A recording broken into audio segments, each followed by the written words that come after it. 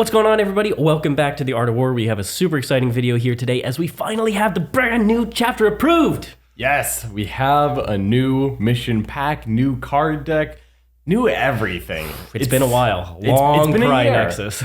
It's been a year, and Leviathan was a long year, but we're on to the next chapter of 10th edition. Now, as far as I'm aware, they haven't named this one. It is just chapter approved 2025-2026. Yeah, just chapter approved. Doesn't have a cool name. No Octarius. I know.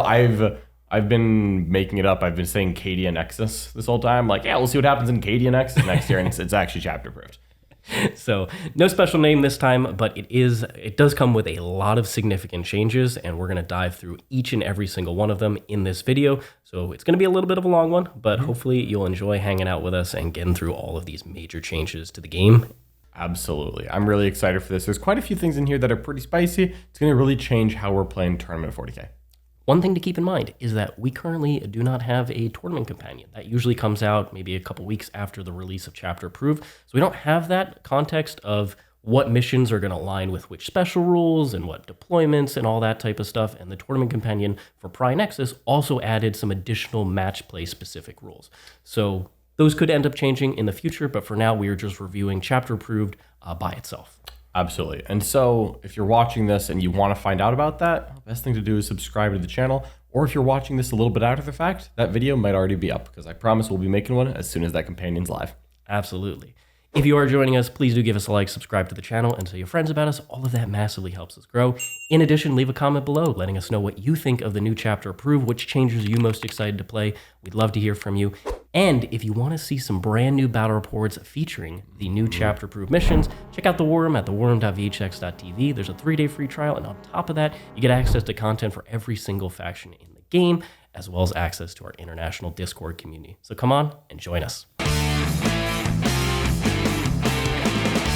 The Army Painter is my favorite hobby company in the entire world. My desk is literally full of Army Painter products, and it takes me from being an average painter to putting above tabletop standard models out into the tournament scene.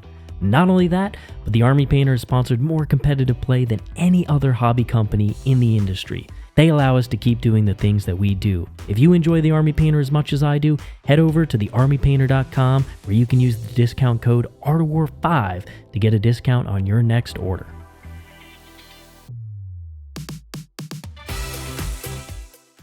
Can we start off? Let's do it, John. Let's dive in. So I'm going to start off with the little leaflet, the little pamphlet that they give us each time. This is quite impactful. Sometimes there are some subtle things in here that are actually very important, very significant.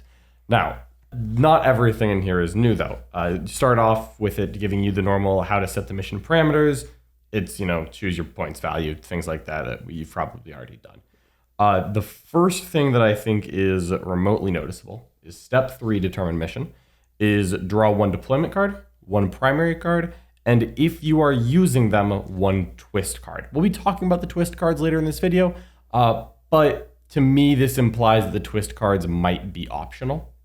We'll have to see a little bit more in that companion about which or if any of these are actually going to see play. I remember some crazy twists that never actually made it to tournament companions in the past. Oh, yeah. It always looked a little worrisome in these reviews, and so maybe not. You read this mission roll, you're like, ooh, this seems a little too strong. Yeah. After that, the next thing is just the tactical cards. So you still have the new order stratagem, same as before. This is the place that it's found. To me, the new order stratagem looks completely unchanged. And at the command phase, you can ditch a card to draw a new card. However, there is a small change to how you discard tactical cards, which is at the end of each player's turn, the player whose turn it is first, but also the other player, can discard an active secondary card that has not been scored. So first, if you have scored at least 1 victory point for a card, you score it, and it's gone. You don't actually get to choose, I'm just going to discard this before I score it, so that, now if you draw no prisoners, you kill something, you get 2 points. You can't bin no prisoners for a command point. Now, at the end of the turn, you can discard an active tactical card, and if you're the active player, you gain a CP, but you could discard it at the end of your opponent's turn.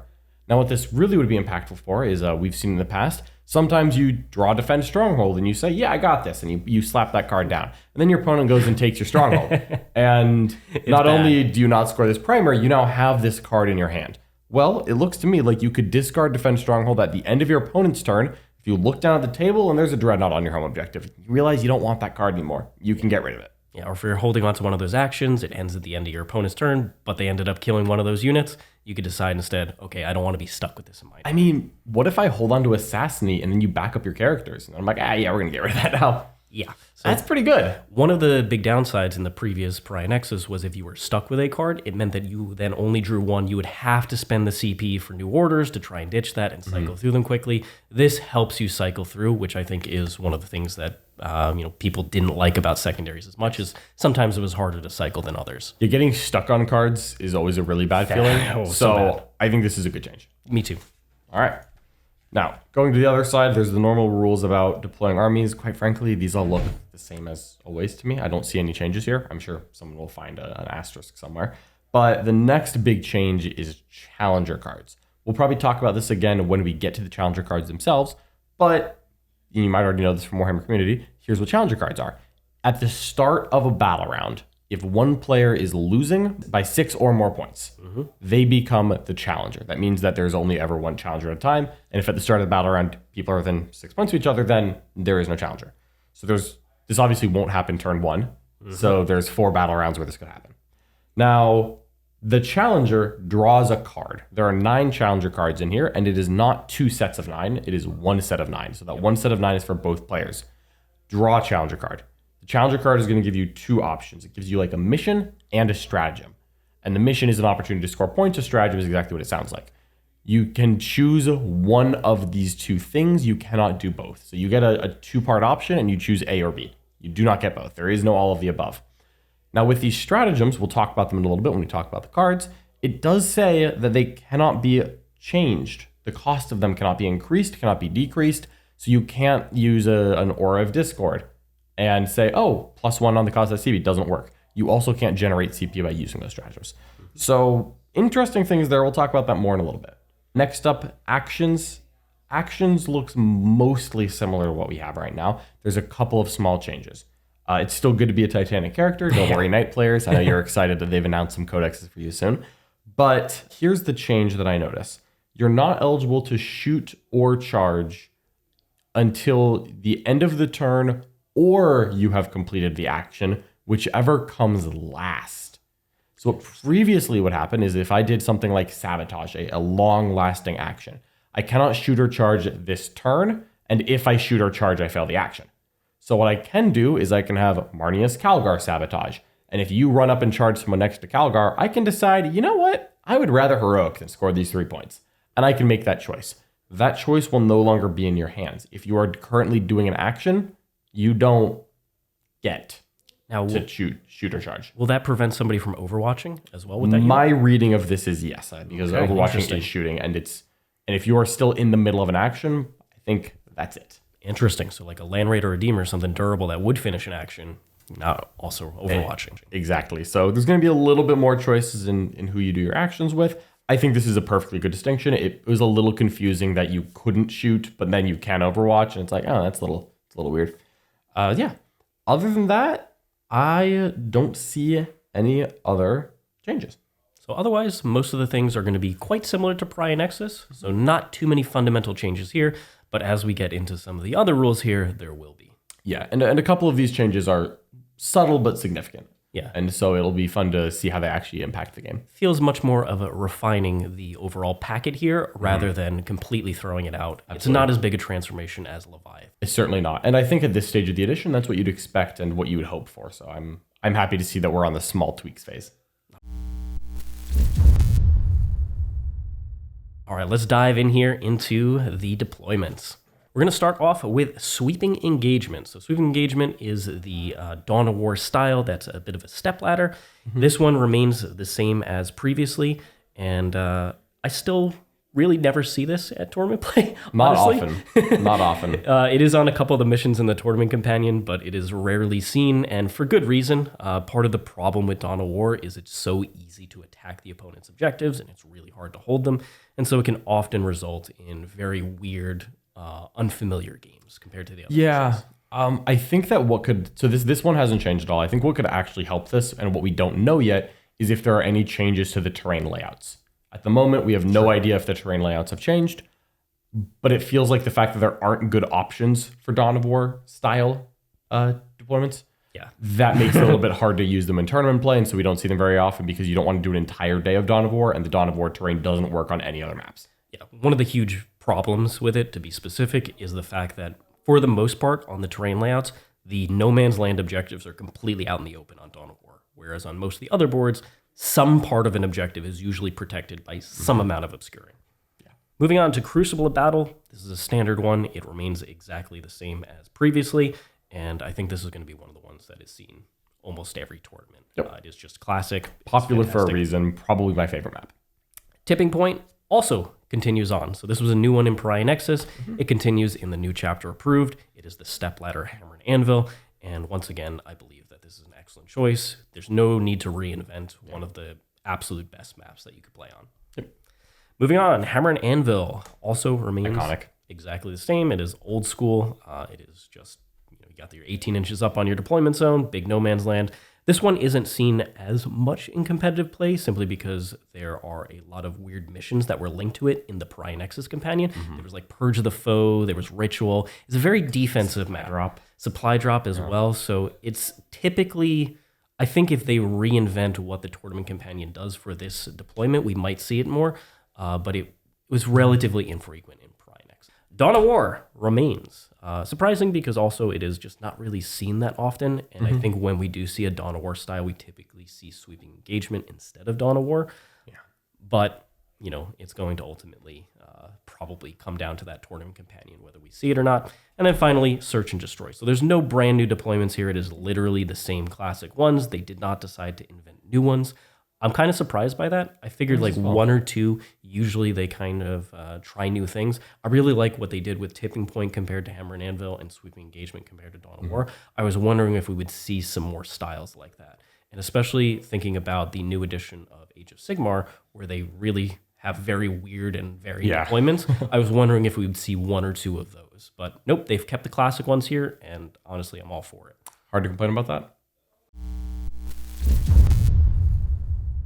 Now let's go ahead and talk about the primary missions here. There's I think a few more than last time to go through. So we can start off with Take and Hold. Take and Hold is old reliable. Classic. It doesn't look like it's changed. It's very simple at the end of the command phase or the end of the turn if it's battle round 5 and you're going second. Yes, they're keeping that mechanic.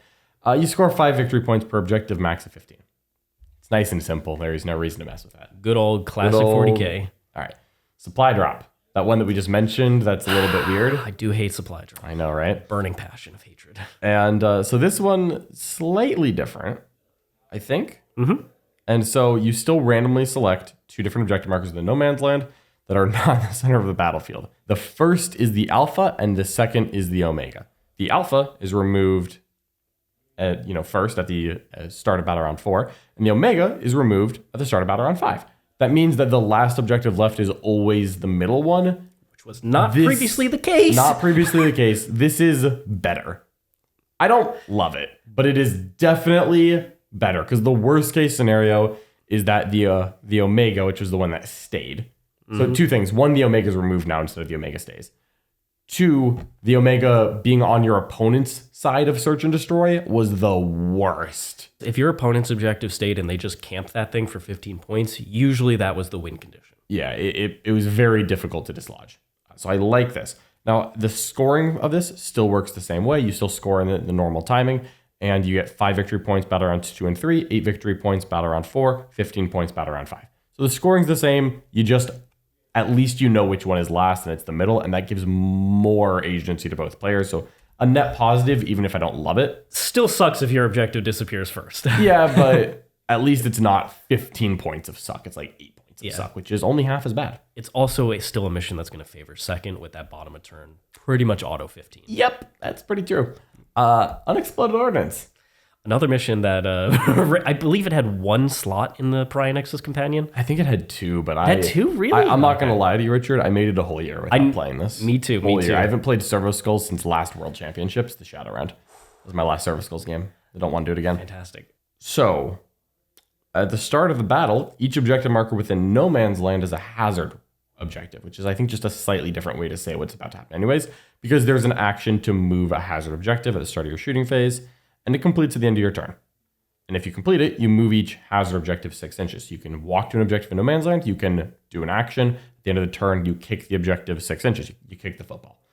And when you do so, that objective marker can't end up on top of any other objective markers or model or inside impassable terrain. And so you can try to like move block the objective kicks. That's very interesting. Which is insanity because you can move onto objectives. Maybe in matched play you can. If you remember back to Prynexus when it was first released, there was that qualifier, or not Prynexus, Leviathan. Yeah, there was that qualifier. Objectives. You couldn't be on the physical poker chip of the objective. Yeah, in the core book you still can't, but in matched play you always can. So maybe this is a holdover because sometimes these are not specifically designed for only match play, which we see with. There's some asymmetric cards in here too. Exactly. And then you score victory points as follows. At the end of each player's turn, you score. So just at the end of your turn, you score points, not command phase. This is very trade back and forth. 8 victory points if you get a hazard objective wholly in your opponent's deployment zone. 5 if you get it within 6 inches of the opponent's deployment zone. 2 if you get it within 12 inches of the opponent's deployment zone. So just kick the footballs back and forth, which means that if you go first and you walk up and you kick all of the footballs, you get them all within 6 inches of your opponent's deployment zone. Bing, bing, bing, 15 points. And it's great because then your opponent walks up and kicks them back and then bing, bing, bing, 6 points. And then you do it again. You're like, bing, bing, bing, 15 points. And they're like, oh, I'm going to kick it back. Bing, bing, bing, 6 points. At the end of battle round 3, the score is going to be 30 to 12 on primary. And that's great because the person who goes second gets challenger cards. Because they really do. They need them. Unexploded Ordinance is still a bad mission, and I don't want to play it. Fair. The Ritual. The Ritual is still a thing where you're going to be setting up objectives, it looks like. This doesn't actually have a rule to remove the objectives. So I think you might actually start with 3 objectives here. Oh, yeah? Yeah, I think so. So you get an action, and you're in your shooting phase. 1 unit from your army, end of your turn, completes the objective, and then they set up 1 objective marker anywhere on the battlefield, wholly within no man's land, and within 1 inch of your unit, providing it can be set up exactly 12 inches from 1 other objective marker within no man's land, not within 6 inches of another objective marker. But there is no rule here that says that you should remove the normal expansion objectives, right? Currently, the ritual is there's 1 objective in the middle, and that's it for no man's land. Yep.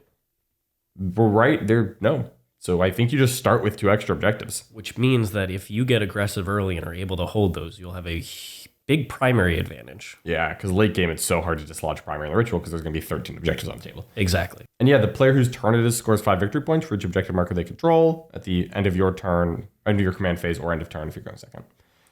So it's take and hold primary. There's no restriction on when you can create objectives? No timing? Nope. So you can just immediately start because that's going to. I would think that they would have limited the ritual to not action until turn 2. Yeah. Since you're starting with an extra objective out, that would have kind of made sense to me. Yeah. But I see no limits. So there's just the ritual plus 2 objectives. Heck yeah, we are scoring that 50 on primary. Max primary. Max primary. It's the only way I know how. Turn 1, make an objective right, like near your expansion. I'm here now. All right, cool. Hidden supplies. This is the one that used to be the split. But it's weird because it used to be hidden supplies and take and hold or something like that. It was a mission. And now hidden supplies is a primary mission. Same thing here. So in the place objectives marker step, you set up an additional marker in no man's land. And this is similar to before. You set up this new objective. You first move the objective marker that's in the center of the battlefield, 6 inches towards one of the corners of the battlefield. Mm-hmm. If no man's land touches any of the corners, you choose that one. Otherwise, you roll off and the winner selects which corner. So that means basically if it's hammer and anvil, where there isn't like a clear corner, like if it's search and destroy, you slide it kind of, parallel to the deployment zones. But if it's hammer and anvil, you just roll off and you choose if it's going to be this way or this way. But you just set up the new objective marker 6 inches from the center, so you're going to have it similar to now. Now, to score this, you, at the end of the normal scoring timing, the player whose turn it is scores victory points as follows, and these are cumulative. 5 victory points if they control 1 objective marker not in their deployment zone. 5 victory points if they control 2 objective markers not in their deployment zone.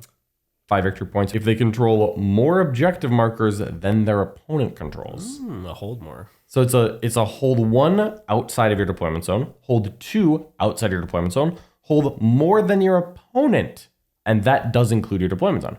So you still want to hold your home field. Gotcha. Because otherwise it's going to make your opponent's hold more is very easy.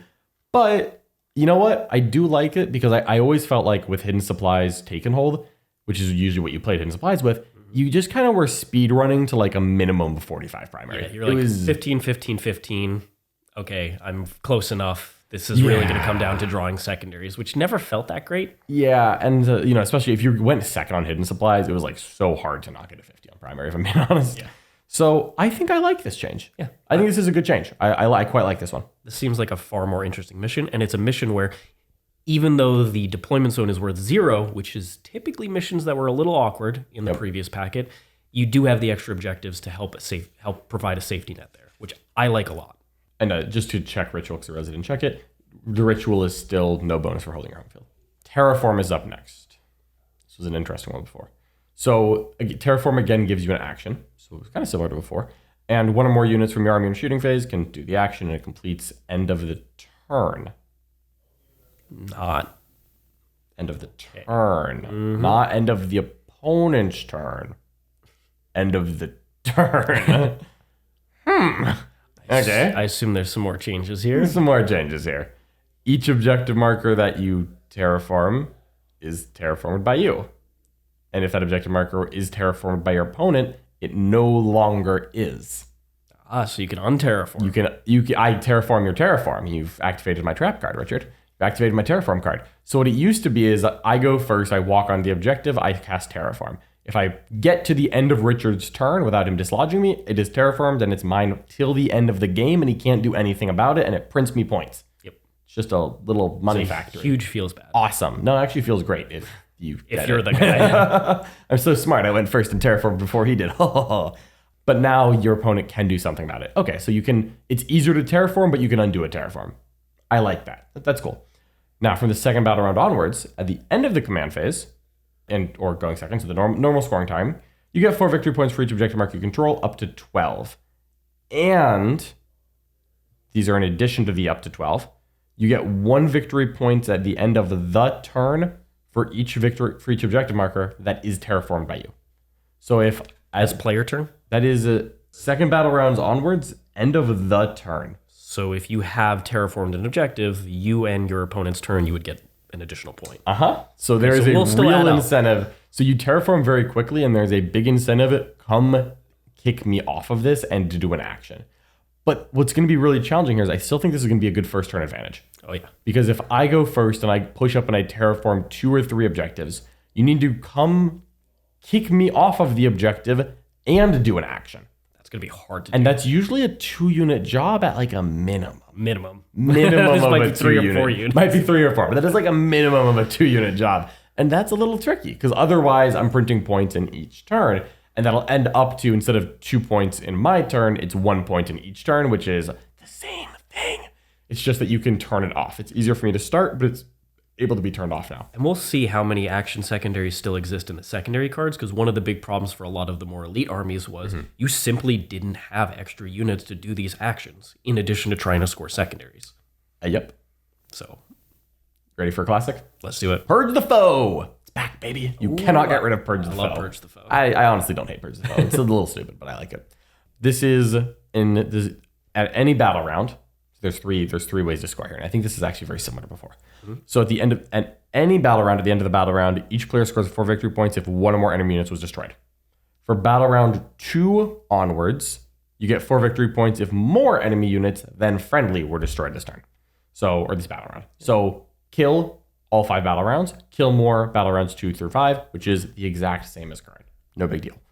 Now there's also the primary holding objective part of this, which is at the normal scoring time, you get 4 victory points if you control an objective marker, 4 if you control more. So I think this is worded differently, but the exact same as before. Yeah, I genuinely believe this is identical to current.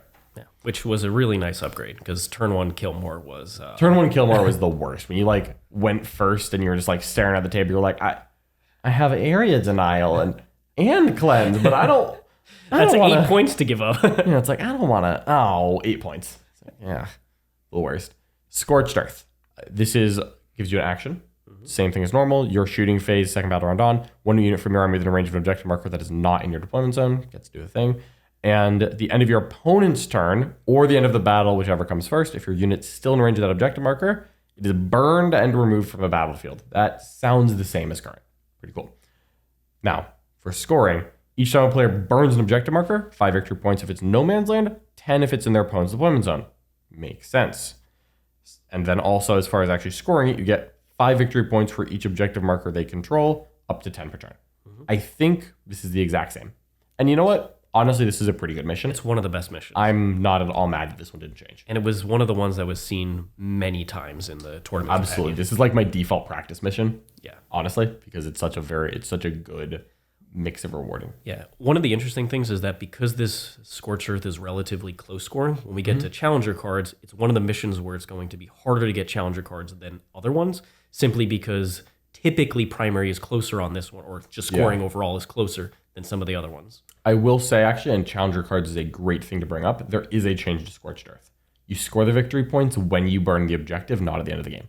Because previously, so that will create. So it will create the disparity. It will create the disparity. Interesting. And let me explain why this matters. So previously, you scored Purge, you scored the Scorched Earth at the end of the game, but you couldn't undo it. You couldn't add an objective back. So if I burned an objective, I would just like write down 5 points because like there's nothing you're doing about this. I am going to score this.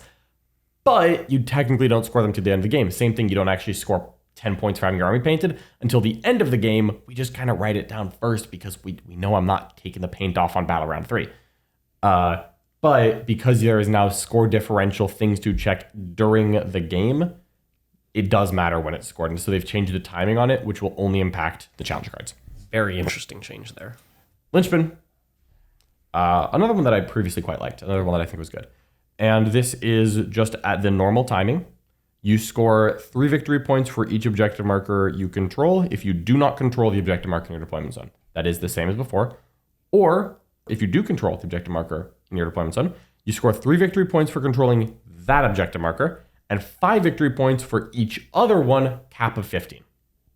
So I think that's the exact same. And I think that's totally fine because this was a very good mission. One of the best missions. I quite like Linchpin. Finally, Burden of Trust. I did not like Burden of Trust. Yeah, I didn't like Burden of Trust much either, but I think it has undergone some changes here, which is nice to see. So first up, at the end of the command phase, for each objective marker the player whose turn it is controls, they can select one unit, excluding aircraft, within range of that objective to guard it until the start of the next turn. So you can do this turn 1, because it's at the end of the command phase. So you just like the intercessors on your home field, I went first, yeah, they're guarding it. Cool, check back with me on turn 2, it'll probably be fine. So now scoring this. Second battle round onwards, normal scoring protocols. The player whose turn it is scores 4 victory points for each objective marker they control, not within their deployment zone. That's, I believe, the same as right now. In addition to that, the opponent of the player whose turn it is, at the end of each player's turn, scores 2 victory points for each of their units, excluding battle shocked units that are within range of and guarding an objective marker that they control. And that is second battle round onwards. So let's do a little bit of an example here. I go first. Space Marines versus Tau. Your turn 1, Richard. I go first, bottom of 1. You have a crew unit on your home objective. You say they're going to guard it. Okay, that makes sense. Then I take Space Marine turn 2. And nothing of terrible interest happens, at least regarding this crew unit. I'm sure they hear some explosions through the wall, but they're watching Netflix. They're just chilling. They're just chilling. They're in the war room. Then immediately at the end of top of 2, the end of my turn 2, you score 2 victory points for that unit.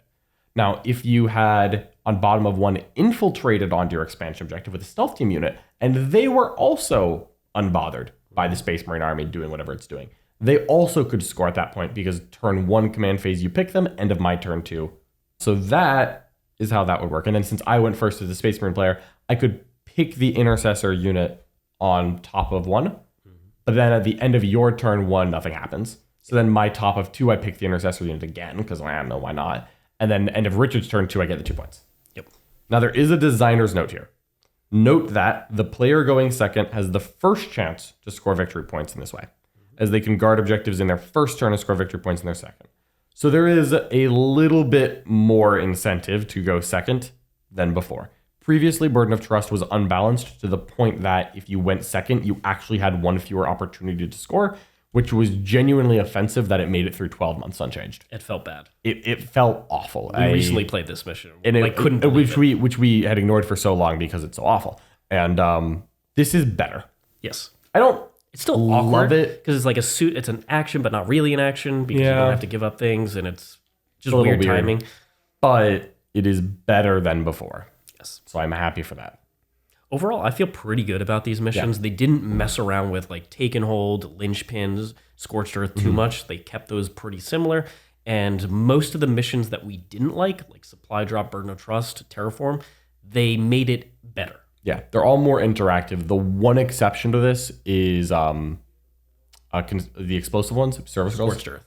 No. Oh, yeah, Unexploded Ordinance. Unexploded Ordinance. That is still the one that I look at and think this is not competitive. This is not competitive. This is asymmetrical warfare. So last tournament companion, I managed to go an entire 12-month period playing at quite a few major, super majors, GTs, I even stuck in RGTN. And I at no point played a game of Unexploded Ordinance. Me too. We did it. So Yay! as long as everyone is still handshaking on that deal, this is totally fine. As long as it's not the shadow round of the World Championships of Warhammer, where I get to play against someone who is 5 hours more jet lagged than I am, this is probably good for the game. But I would prefer it if that one. That's the one that stands out. That's the one. If it's going to be in the tournament companion, I hope that it is Mission Z only, and we do not ever put it in a tournament, and we move on. Yep. All right, moving on to the secondary deck. And now there's some changes here. There are 19 secondary cards. There previously used to be 18, and one of them disappeared, which was Containment. One of the sweet prints, free 6 points for most armies. Yeah, but then it's really hard on turn 4 sometimes. Sometimes awkwardly hard. Awkwardly difficult. I hated that. Loved it turn 1, hated it turn 4. So that one disappeared, and then there's 2 brand new ones. So we're going to dive in and see some of them. There's a decent amount of changes to a couple of these where they changed the small scoring here and there, or they added a new qualifier where you can get a little bit of points. So let's dive in with Engage on all fronts, which still excludes aircraft and battle shocked units. It still has the qualifier where you can't be within 6 of the center, but it's changed here. So you get 1 victory point for having a presence in 2 table quarters now. Which is quite nice. You get a little bit of a free point because I was one of those guys who was 2 points to throw away a unit into my opponent's half. Nope. Yeah. Now I just get a point, and I might take a point. Yeah, I might take a point. Especially early on. And then 2 points for 3 quarters, 4 points for being in all 4 quarters. So slight change here, but I think a positive one. My only note is that it is now very difficult to get rid of Engage for a CP. That's true. You have to really work hard to not be in 2 You got to really be straddling those cards, or be mostly in the center. Yeah, that's an interesting one.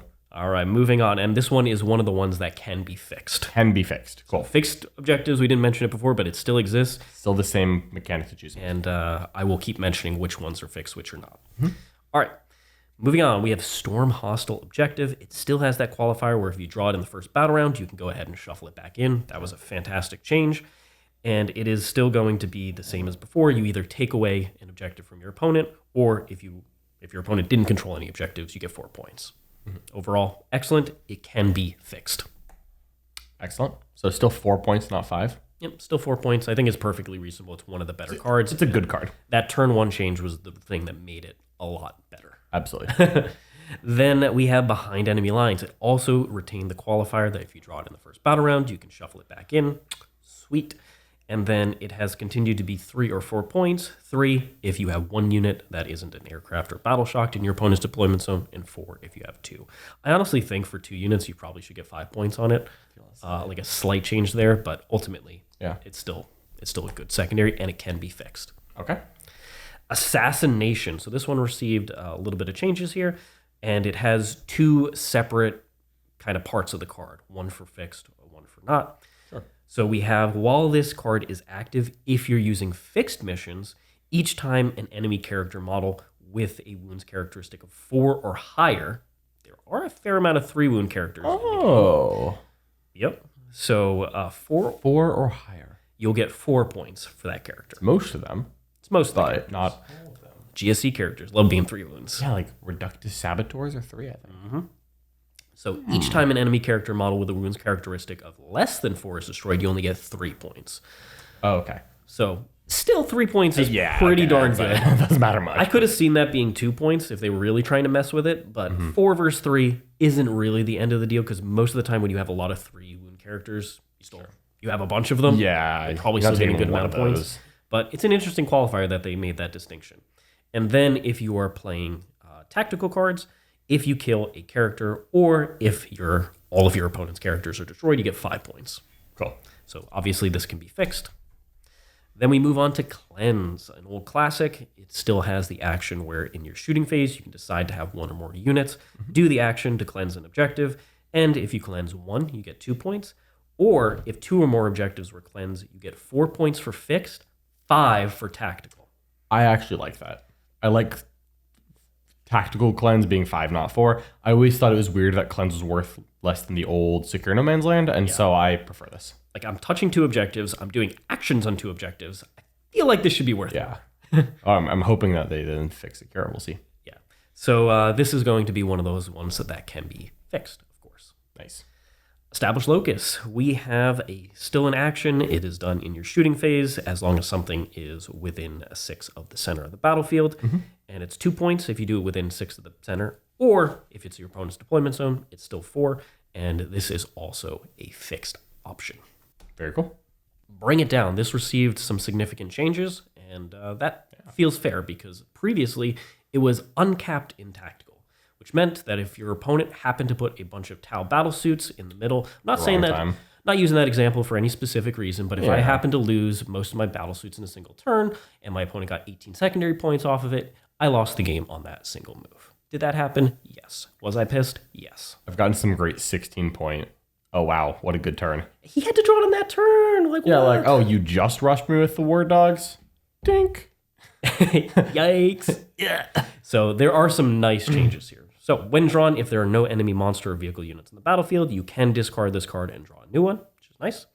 And then we move on to fixed versus tactical. So they've changed it around here. So if you're using it for fixed missions, each time an enemy monster or vehicle unit is destroyed, you get 2 victory points.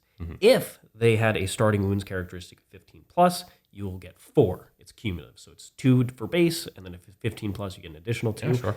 And then if it's 20 plus starting strength, you'll get an additional 2. So 6 total per. That's cool. Perfectly reasonable.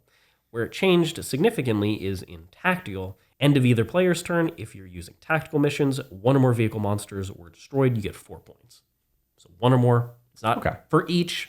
It is just, you get 4 points for killing a monster vehicle, which means if you kill a random rhino now, yeah, it's better. Boom, you just get 4 points, and it feels great. I like that, because it's not like Assassinate gives you bonus points for killing 4 characters at once. I don't think Bring It Down should have either. Yeah, so if you're running like cheap vehicles, like a Taurox or like a Piranha, those will end up giving more randomly on tactical, but I think you'll ultimately be fine. And as always, this can be fixed, of course. Fixed. Cull the Horde. Ooh. Here we go. It actually changed So rarely scored. Quite significant way. Okay. So when drawn, if there are no enemies on the battlefield that require the conditions here to score it, you can discard and draw a new one, which is nice. While it is active for fixed missions, each time an enemy infantry unit with a starting strength of 13 plus, including attached units, is destroyed, 5 victory points. And it doesn't exclude character models here, as far as I'm aware. Okay. Then if it is going to be in tactical, end of either player's turn, 1 or more infantry units with a starting strength of 13 plus, including attached, you get 5 as well. So once again, for tactical, it's not uncapped like Bring It Down used to be. So it is capped at 5 points. If you happen to kill 3 of these type of units, like 3 units of neophytes, you'll get 5 points instead of 15. But it is infantry units with a starting strength of 13 plus instead of the wounds characteristic, which mattered previously a lot more. So my Necron Wraith unit, which gained infantry by having Crypto Thralls, will no longer count for Cull the Horde. I know you're laughing. If you want to go ahead and explain why. Yeah. So I just had to look something up because I was really curious. I don't always fret the details of the order of operations here, but now that it's a starting size of that, including attached characters, I just wanted to check, do I attach or do I choose Cull the Horde first? So here's the funny thing, is step 7 is select secondary cards, and step 8 is declare battle formations. So if my opponent takes fixed Cull the Horde, I can just be like, oh, well, I'm just not going to attach my command squad to my Cadians. Yep. Or if you're playing Eldari, your Warlocks and your Storm Guardians or whatever it is, your Vrain Brick. Woof. So that's going to be uncomfortable to explain. It is pretty crazy there. And like I said, this means more units are capable of being Cull the Horde. Still not a dramatic difference, but there are more units. but it does mean that some of those high wounds characteristic units will no longer be giving this up. Yeah, and it's no longer about wounds characteristics at all, right? It's purely Exactly. It's just 13 models after attached characters. After attached units. So you could like Crypto Thralls where they're not characters. They Okay. count too. So 13. I'm wondering what the most you could do. I mean, Calgar and 10 Intercessors get the call now, which is kind of funny. Yeah. Good luck. Calgar and 10 heavy Intercessors. Don't want to. So okay. It seems like you can still game this for tactical, where if you have one of these units, you can decide to attach it pre-game and say, okay, when you draw this card, this unit will count for it. It does have to be obviously on the battlefield, so if it's in a transport or something, it won't count. KD Command Squad on the home objective, though, excellent. It will count. So some armies will be able to game this one a little bit better than previously. Other armies, like my Necrons, you really need warriors to be able to do this. Okay.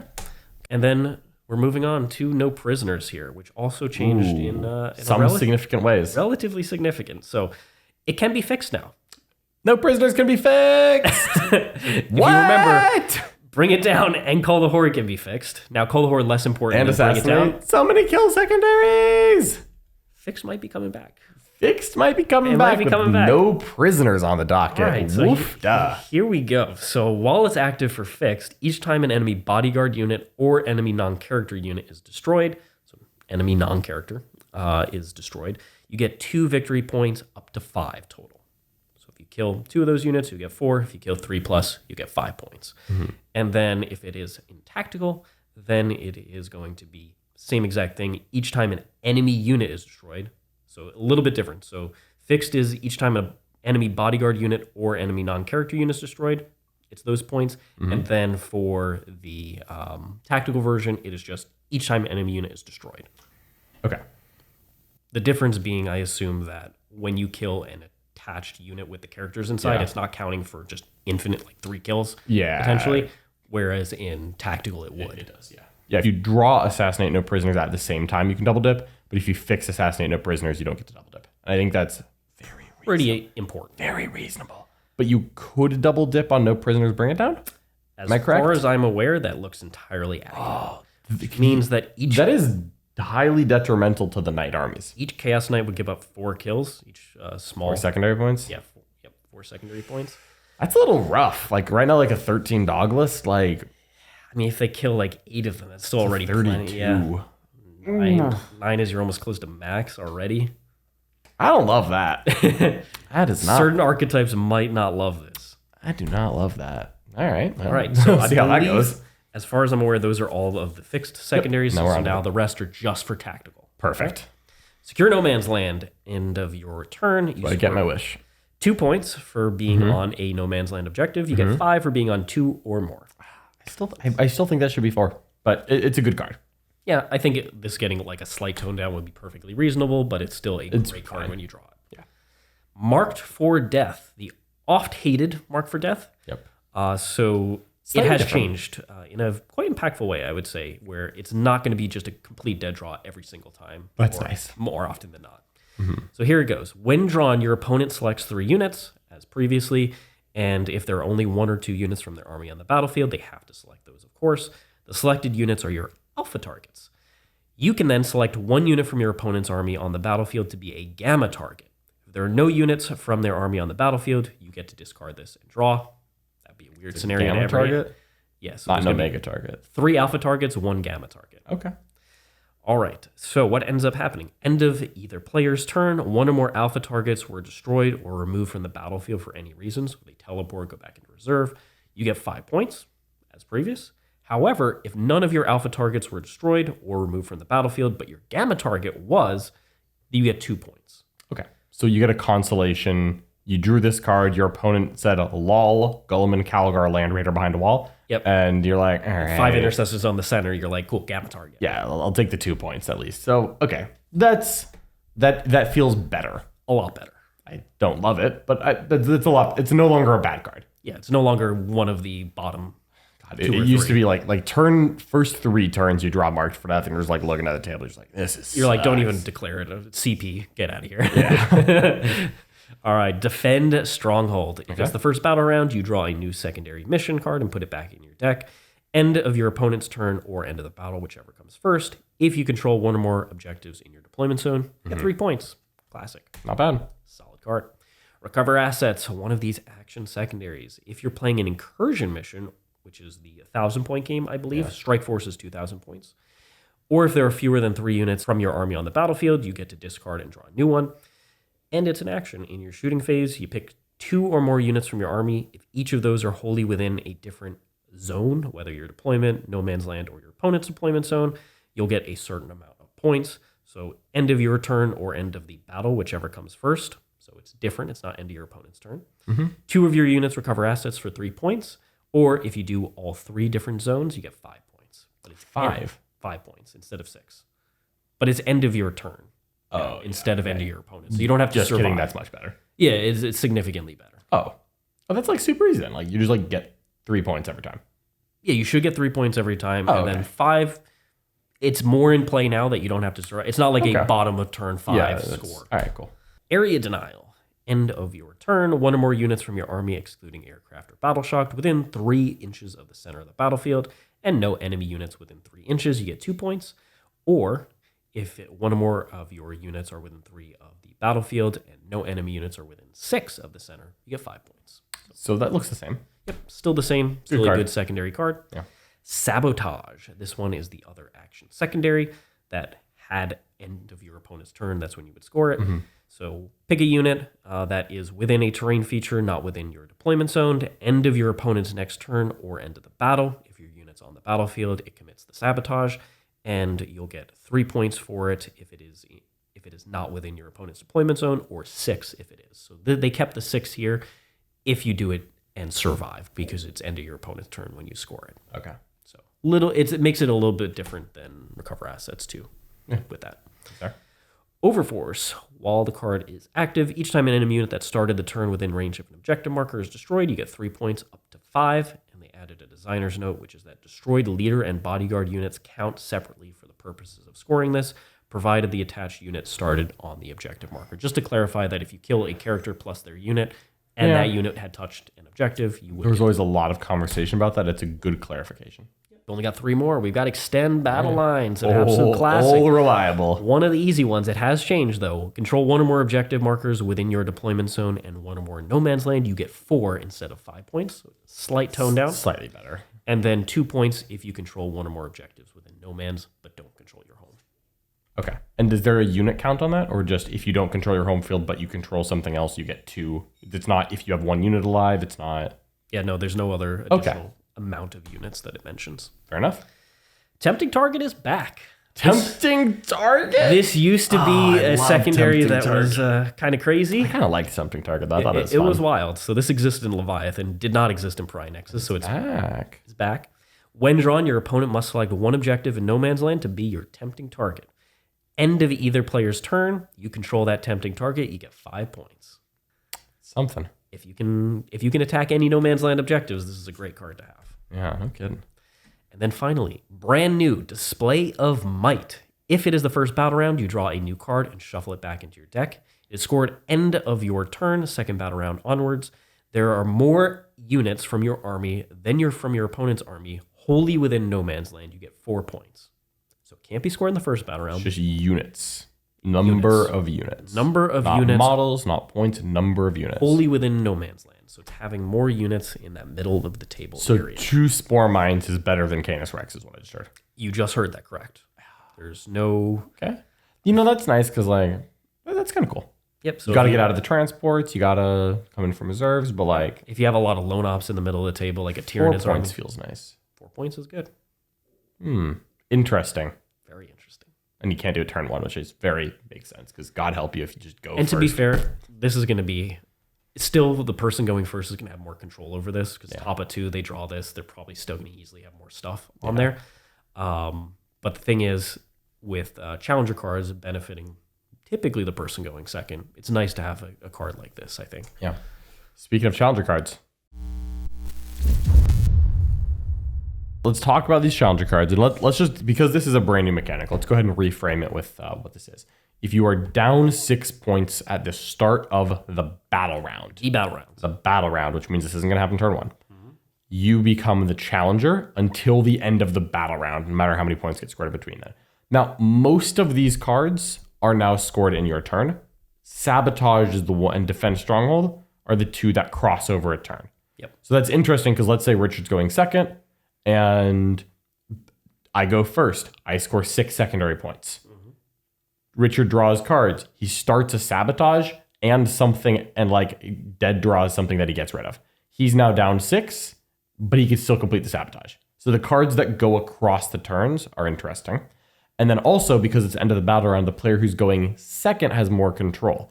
What I could do as the player going second is I could say, oh, I draw my cards. I am currently down 7 points. And I could say, oh, like, I could go try to score a no prisoners, or I could just turn it into a CP and then get a bonus. And rather than trying to overextend and do an extra cleanse, right? Like maybe I'll cleanse for 1 instead of 2 because it's not worth sending a unit to get 3 points when it's going to deny me a challenger card. So the player going second feels like they're going to have a strong advantage on the challenger cards. And we already felt like in the last tournament campaign in Prenexes, there was a bit of an advantage to going second. As it evolved, yeah. We started to feel more and more that second was and favored. So Slightly favored if you go second, and a more incentive to go second in these challenger cards. Going to be interesting to see how this balances out. Let's go through these cards. They each come with 2 aspects. The first challenger card, the challenger stratagem, is Harboured Power.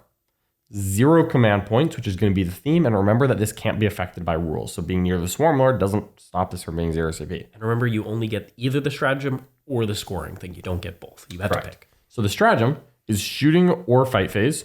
1 unit that has not been selected to shoot or fight gains hazardous and lethal or sustained 1 on its weapons. I mean, look, I'm going to be real honest. I would not even hesitate to put hazardous on a knight if that meant I was getting sustained 1. Yes. Or like a Storm Raven. Or just like anything with good volume or just a big expensive. I mean, like, even if you just put sustained on like Angron, if he doesn't have it at the moment, or like, you know, just someone who would want to, I don't know, Mortarion, Scarbrand, like a hazardous on his 1 combat attack, whatever. That's pretty good. So good stratagem. Challenger mission is at the end of your turn, for each objective mark you control, gain a victory point up to 3. So if you're going second and you get this challenger card, and then you're just saying, oh, well, at the end of my turn, I hold my home field and my expansion, and like I'll just poke out on no man's land. All right, plus 3 points. Very simple plus 3 points.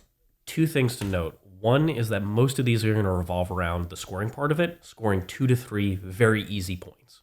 Yeah. And then the second qualifier is that in terms of scoring the challenger cards, they have their own slot, which is up to a max of 12 points, I believe. That can be applied to be applied to your 90 points total that you can score. And they don't count towards primary or secondaries. They just, you cap total at 90 before paint.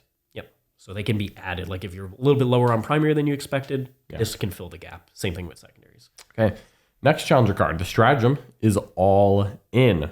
In your fight phase, 1 unit that has not been selected to fight can make a pile-in or consolidate move of up to 6 inches.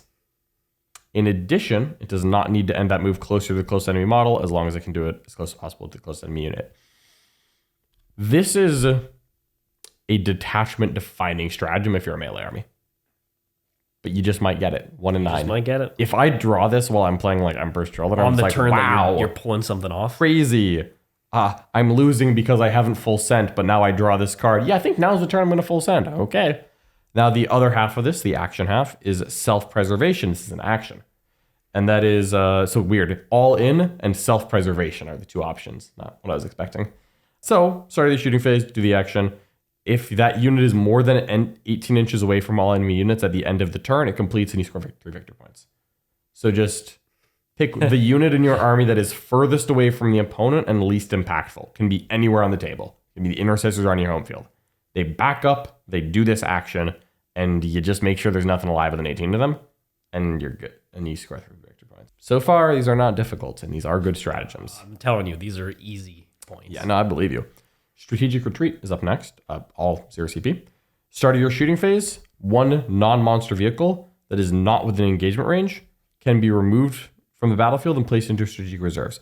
This being a start of your shooting phase makes this not appealing to me as a stratagem. Also, it's one of the few that has a restriction on the type of units that can use it. Yeah. Which Which should have I been feel more like often. that should have been on the other ones. Should be. But okay, fair enough. And then the scoring aspect is zone defense. So any battleground for each of the following areas where you have one or more units that are not aircraft or battle shocked wholly within, you get a victory point. If you have a unit wholly in your deployment zone, get a victory point. If you have a unit wholly in no man's land, get a victory point. If you get a unit wholly within 6 inches of the center of the battlefield, which would include no man's land, get a victory point. And your opponent's deployment zone. So if you have 2 units live and one's in your deployment zone, one's on the center objective, you just get 3 victory points. Yep. Okay. No problem if there's an enemy nearby. Don't be battle shocked. Yep. All right. Nice. Next up, Great Haste is the stratagem of this card. It's weird that the cards themselves don't have a name. Right? It just has 2 things that have names on them. Yeah, they didn't give it a special. You didn't give a name to the cards. So Great Haste is 1 unit from your army that has not been selected to move this phase. Adds d6 inches to the move characteristic of models in your unit. That could be 6. That's a completely different ballgame. So it's 1 in 9 to draw this card, and then it's a d6. But If it's a 6 or a 5. I hate that this exists. I'm going to be really transparent. Tell us about here. it, John. I hate that this exists because there is always the threat of, what if my opponent just rolls draw 1 in 9's the card and then rolls a 6 and my pre-measuring is gone. And I'm sorry, I cannot practically pre-measure an extra 6 inches on everything in your army in addition to advance rolls. That is so difficult to do. Doesn't feel like it should be added to a competitive minded game. No, It's it does not. supposed to be balanced. The cards Doesn't being fit. random drives me crazy. Now, I will say it is easier to get these cards if you go second. But if you are going first, at least you know what card your opponent has. So that's a small consolation. Yes. Small. But you don't know if they're going to roll that 6. But Ruin your at day. least I know that you have Great Haste in your hand. Yeah. I can be like, oh my God, he has Great Haste right now. Oh, this War Leader's army. Oh God. How fast is Angron going to go? How fast is this Emperor's Children Demon Friends going to be on top of you? Brother, as fast as I want. It's going to be Please. disgusting. As fast as I want. The scoring aspect of this card is over the line. At the end of your turn, if you have 1 or more units in your opponent's deployment zone, not battle shocked or aircraft, 3 victory points. That one is actually not super easy to do. It's not guaranteed. Yeah. I'm sure at a certain point in the game. But it's weird because this one, the scoring aspect, not easy, whereas these other ones were literally free. But then Great Haste. It's going to be hard to give that one up. I'm not gonna give that. I'm gonna chance that. I'm gonna roll the 1, but I'm gonna try that d6. But I'll roll the 1 because that's not a thing that can be rerolled. All right, next one. Pivotal Moment is the name of the stratagem. 0 command points. 1 unit from your army is eligible to shoot and declare a charge in a turn in which it advanced or fell back. That's a great strat. That's a great strat. That's a great stratagem. Richard, how mad would you be if you were going second, you get up on me, and you tag my guard army in combat, and I just draw a Pivotal Moment? It's At least I know you have this bad boy. But if I'm going first, If you're going first, yeah. I was oh boy, challenger card, Pivotal Moment, yes! Fall back, shoot, 0 command points, Oh, they got the worst. At least it's only 1 unit. God. It is 1 unit. Still, very pivotal stratagem. The mission is Attrition. 1 or more enemy units were destroyed this turn, 3 points. Solid. Kill 1 thing, 3 points. On the plus side, you can't possibly be drawing these 2 turns in a row because you draw when you're sweet points, and we're tied again. Well, that's why you use the strats instead, John. Break open the game, man. Just keep using the strat, stay down 6 until bottom of 5. It's so gonna happen. All right, next challenger card. Renewed Focus. So this is a stratagem. In your shooting or fight phase, 1 unit from your army that has not been selected to shoot or fight can reroll a hit roll of 1 and a reroll a wound roll of 1. This is really where I was thinking restrictions. What? Because you use this on 10 Gretchen or something like that. It doesn't matter. Fine. But use Fine it on intercessors. Scarbrand or some ludicrously. It just doesn't make any sense that you can use this on anything. I have to believe that something. Magnus. Yeah. Magnus can do this. Maybe that's a bad example. I can't see T-Sons being down 6 points. But like, what is this card? My 400-point brick unit. Yeah. It just it doesn't make sense. Yeah. Gulliman loves this. Gulliman loves this one simple trick. All right. The challenger mission associated with this card is establish comms, which is in your shooting phase. You do an action. One unit that is more than 15 inches away from all other units from your army. That's actually hard to do unless you have one thing in reserves. Completes immediately, score 3 victory points. Come on. Next one. Burst of speed. Okay. This one's silly. I Burst of speed. All right. At the end of your shooting phase, one unit from your army, excluding units that made a move this phase, fair enough if you have one of those, can make a normal move of up to d6 inches and then cannot move again this phase. I love the rider of at the end of the shooting phase, you can't move again this phase. All right, if you're sure. Like, sure, I mean, it's my turn, so I can order this everywhere I want, but whatever. Doesn't stop you from charging. D6 inch fire and fade does not stop you from charging. Woofda. Luckily, it's only D6. I get it. Flat 6, I get it, but like, that's so good.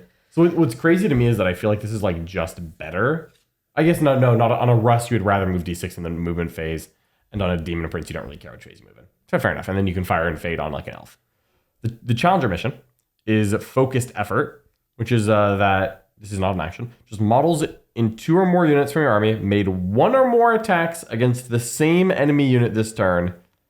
And models in that enemy unit lost 1 or more wounds as a result of any of those attacks. Do a modicum any of those attacks. Do a modicum of damage with a couple models. So like, okay, here's what happens. You're about to shoot your Lancer at the Rhino. But before you do, you have the wherewithal and foresight for one scout to roll a bolt gun at it. Ah, he missed. Next, Lancer does a point of damage. 3 victory points.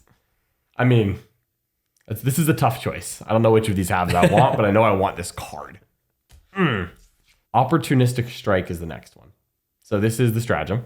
In your shooting phase, 1 unit from your army that is not within engagement range of 1 or more enemy units selects an enemy unit not within engagement range, and it's within 6 inches invisible. Okay.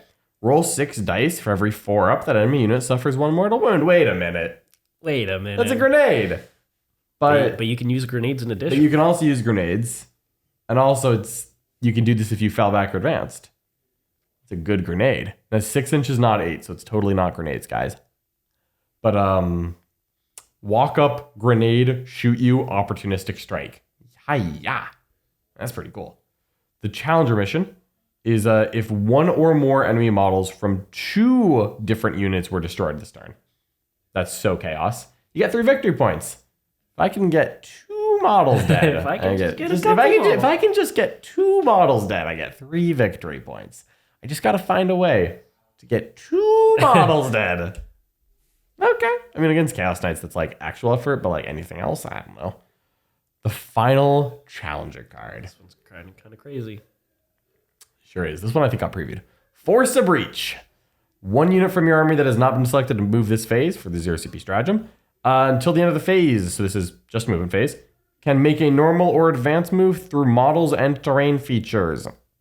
Could you imagine the look on Nick's face when he perfectly wraps Scarbrand in Neophytes, but like Jack's going first because of course, and then he draws Force a Breach. He's like, wow, yeah, it just doesn't matter anymore. Through the walls, through the dudes. This should also have a modicum of restrictions. Yeah, maybe not monster vehicle. I don't know. Anyways, the challenger mission is in your shooting phase, and this is an action. 1 unit from your army, not within your deployment zone, within 9 inches of 1 or more battlefield edges, immediately completes it for 3 victory points. So it's like half a containment, which is a pretty good card. I really think it should be based on the points value of the unit. I think it's like 200 or less, and that'll include something in a transport. Like, just something. These challenger cards. Now, keep in mind that we do not have the full scope of what these mean for matched play yet. No tournament companion. No tournament companion. I have no restrictions. idea what the intent is with these regarding tournament play. Some of them could be banned. Some of these could be banned. Honestly, if you told me this entire thing was designed for narrative play, not for match play, I would like nod my head sage and say, that's what I would have done too. It's also very possible that 2K match play puts a restriction on the amount of these you could draw. Yeah. Maybe it's like you can have 2 of these game, or once per game. Yeah. Once per game, I would feel a little better about, honestly. Yeah. Maybe there's restrictions in Tournament Companion that we are unaware of, for we are unaware of them. I would like to see restrictions on these. If this is just the way that it is as published, 0 frills or extras, to me, it feels like it reduces the balance of the game. Not in that it's inherently broken for one side or the other, but I am firmly of the opinion that the player who is winning the game should be rewarded for winning the game. Because the goal of the game is to win. And if you try to do that, you shouldn't be punished for trying to win the game that you walked up to and agreed with your opponent. Hi, my name is John. I'm going to try to win this game. Hi, I'm James. I'm going to try to win this game. Good luck. Right? That's like the premise of the going to a tournament experience, that you're both trying to win the game. And I don't like being punished for trying to win the game. And I really don't Especially when you're only winning it by a little bit. Winning by 6 points is literally, oops, I drew extend battle lines turn 1 and Richard drew sabotage turn 1. Like, oops. Someone gets a challenger card. Yeah, or you contested my primary 1 extra time. I'm just like, ooh. Yeah, should I not contest your primary? Like, what's the deal here? I feel like I should contest your primary. But then Scarbrand might go through the walls and the unit that's contesting. This feels like the first version of Secret Missions in Pariah Nexus, where it was completely game defining and they had to change it. Yep. This feels exactly the same way, and I would not be surprised to see some amount of restrictions. We mentioned a couple that could work. There's a lot of things they could do to make this a little bit more restrictive and less free-flowing. It's not in the little packet we have here, so we're not sure.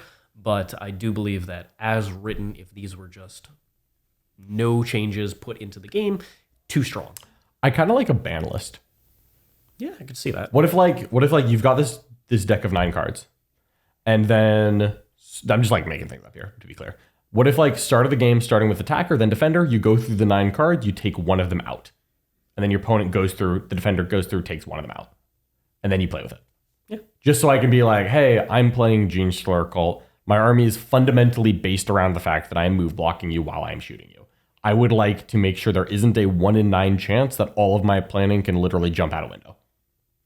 It would be bad. That'd be bad. Or like, I'm playing against world leaders. I'm sorry. I don't want you to accidentally get an extra D6 inches of movement on Angron at any point that I have no control over because I'm trying to win the game. You don't need that. I don't think you need that. There is one last set of cards to review here, which is the twists. The twists. We're going to dive into these twists. Again, we don't have any context on what these twists mean. All right, let's dive into the twists. These are pretty crazy. First up, we have Night Fighting, which is each unit can only be the target of ranged attacks if the attacking model is within 18. Nice. Permanent 18. It's like Battle Round 1, right? That's all the time, John. The whole game. Wild. Twist, Ruinscape. This one is each time a unit makes an advance, a normal move, advance, it can move horizontally through terrain features. This is any unit.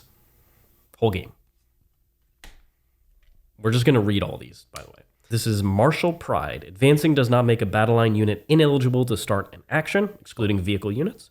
Starting an action does not make a battle line unit ineligible to shoot, excluding vehicles. It's kind of a little update on... I actually like that. Yeah. Okay. So, like, these were optional. Keep reading. Rapid Escalation. In the first battle round, players can set up units from Strategic Reserve in the reinforcement step of their movement phase. If they do, those units must be set up wholly within 6 of the battlefield edge, but no model in those units can be set up within the enemy deployment zone.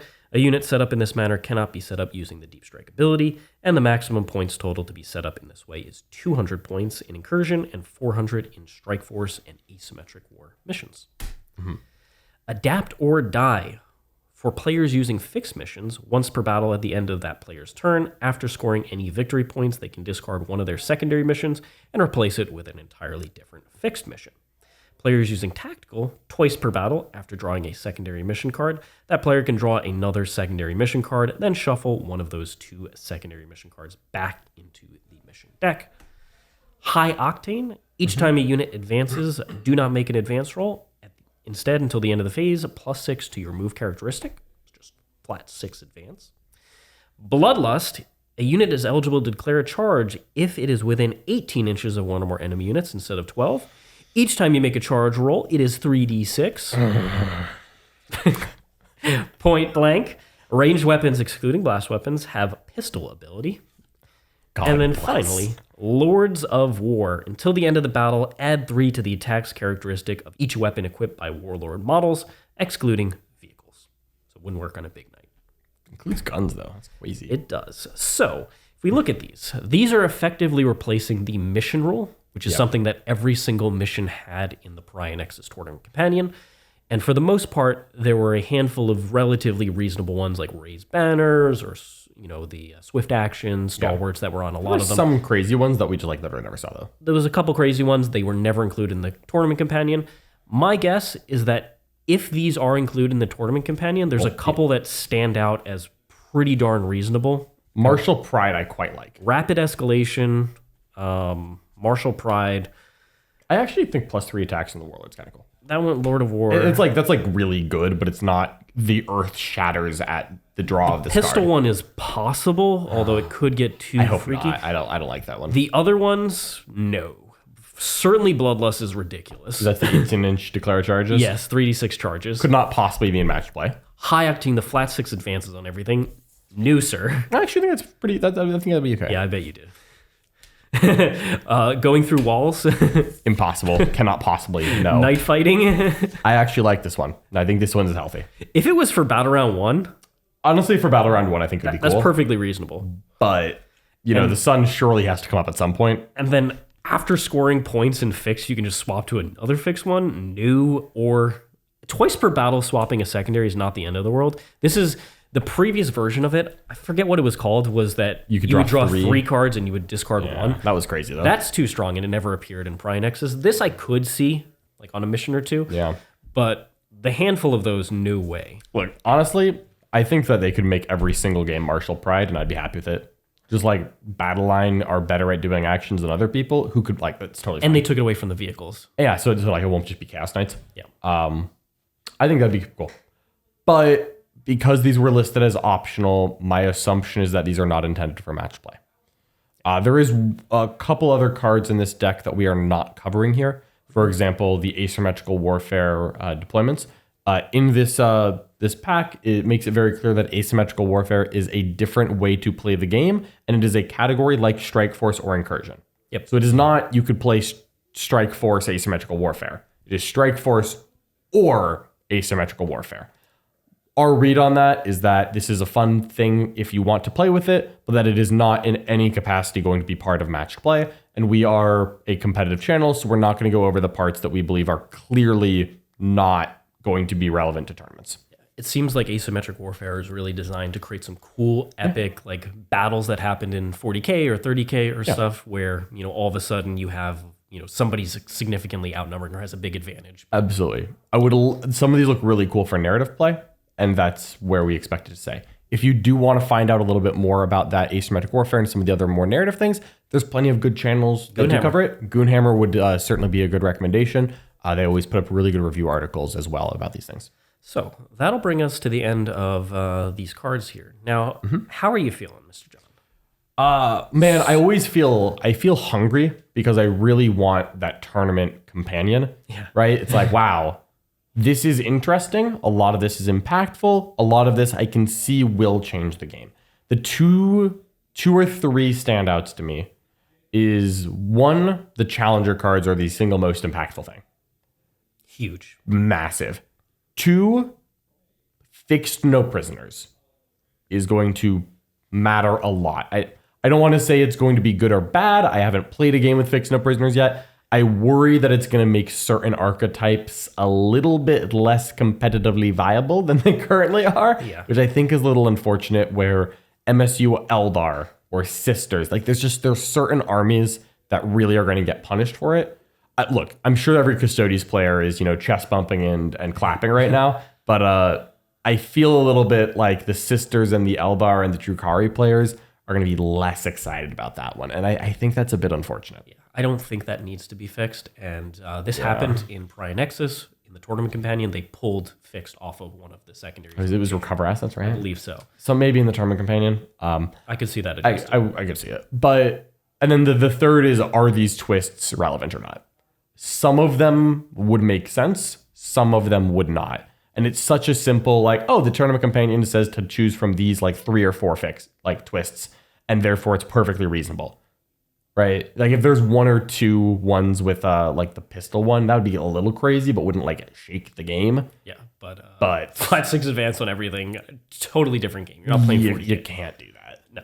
Yeah. So I don't expect that to happen. I don't Like either. I said, there was a lot of things for tournament play in the packet. So That looks crazy, and then we ended up not worrying about it. Yep. Whenever we get that packet, we will definitely do a full review of it. But overall, I'm feeling really positive. I think a lot of the changes to the secondary tactical cards is very good. Yeah. Overall, I think there's a lot of nuance there that's positive. And then the Primary missions, the primary missions, they did a great job, I think. Even the missions that I don't like are better than they were before. And that's really all I'm asking for. Fully agree. I like that the deployment zones are still Consistent. the same. I thought they were very good. I'm glad those didn't change.